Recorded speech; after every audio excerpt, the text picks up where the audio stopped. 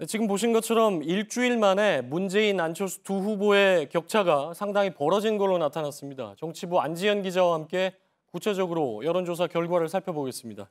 자, 안지연 기자, 오늘 오후에 나온 조사 결과가 지금 두 개인데 두 조사 모두 두 후보 격차가 꽤 벌어졌죠?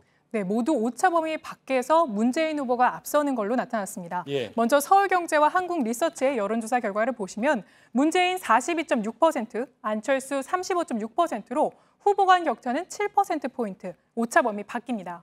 또 다른 여론조사인 한국사회여론연구소 조사에서도 격차는 이보다 더 큰 12.5%포인트로 나왔습니다. 예.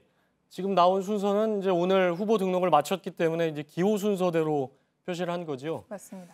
자, 불과 며칠 전까지만 해도 이게 대부분 여론조사에서 문재인, 안철수 두 후보가 오차 범위 내에 있었는데 상당히 짧은 기간에 큰 변화가 있었네요. 네, 맞습니다. 주 초반만 해도 안철수 후보의 그 지지율이 급등했는데 예. 후반부에 주춤하면서 오늘은 하락하는 결과가 나왔는데요. 예. 계속해서 KSOI를 통해서 지난 추이를 살펴보시면 2주 전 조사에서 두 후보 간 격차는 14.6%포인트. 그런데 지난주에는 3.9%포인트로 이 오차 범위 내로 좁혀졌다가 이번 주에 다시 12.5%포인트로 벌어진 겁니다. 예, 근데 사실 대선에서 한 2주 사이에 완전히 좁혀졌다가 다시 크게 벌어지는 일이 상당히 드문 예인데 이거 왜 그렇다고 봐야 될까요?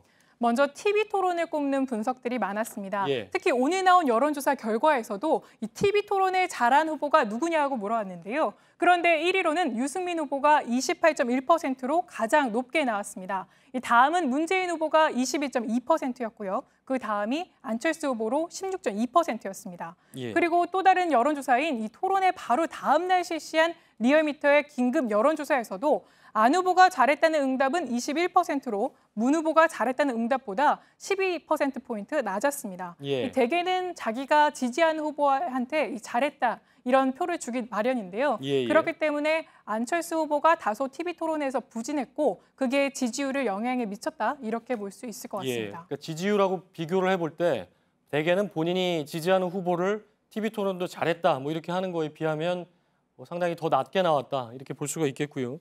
근데 TV 토론 같은 경우는 이게 아무래도 특히 지지 후보를 명확하게 정하지 못한 경우에 영향을 주지 않습니까? 그런 사람들에게, 유권자들에게.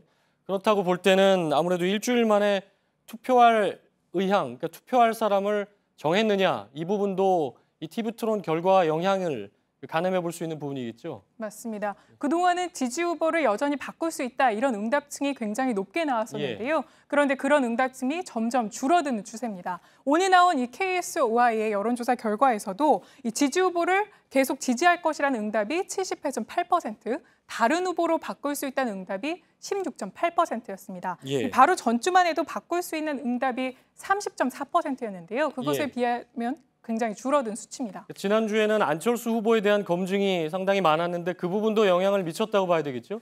네, 특히 이번 주 초반에 안철수 후보가 단설 유치원 신설을 자제하겠다. 이 발언이 큰 영향을 미쳤다는 분석이 많이 나왔었는데요. 예. 이 KSOI 여론조사로 계속 보시면 이 여성 응답자 중에서 안철수 후보의 지지율은 5%포인트 하락했고 반면에 문 후보는 7%포인트 올랐습니다. 예. 특히 세대별로 살펴보면 더 확연하게 나타나는데요. 이 학부모 계층이 몰려있는 40대에서 안 후보의 지지율이 10%포인트 하락했습니다. 이 반면 문재인 후보는 40대에서 9.5%포인트 올랐습니다. 김미경 교수 건 JTBC에서 보도했는데 그 부분도 좀 영향이 있다고 봐야 되겠죠? 네, 그 부분도 분석 원인으로 하락 요인으로 꼽는 분석들이 많았었는데요. 이 안 후보 부인인 김미경 교수가 의원 사무실 직원에게 사적인 일을 시켰다. 그리고 안 후보도 관여했다는 내용이 영향을 적지 않게 미친 것으로 보입니다. 김미경 교수가 이제 사과를 했지만 그 부분으로는 미진하다 뭐 이런 여론도 있고요. 네.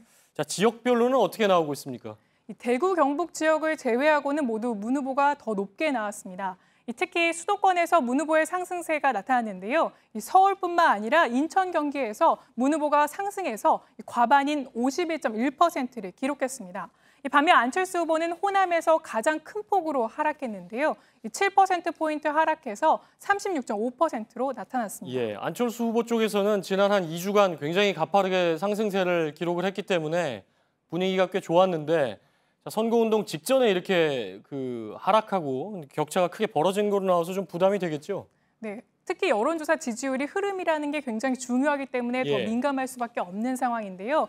대선이 3주밖에 안 남은 상황에서 격차가 벌어지기 시작했기 때문에 그럴 수밖에 없는 상황입니다. 안 후보 측으로서는 문 후보 지지율을 묶어두기 위해서 이전보다 훨씬 더 공세적으로 나올 가능성이 커 보입니다. 예. 오늘 말도 여러 가지 의혹을 제기했는데 그런 의도로 보이고요. 이런 의혹 제기가 지지율 영향을 줄지는 조금 더 지켜봐야 될 것으로 보입니다. 예, 정치부 안지현 기자였습니다.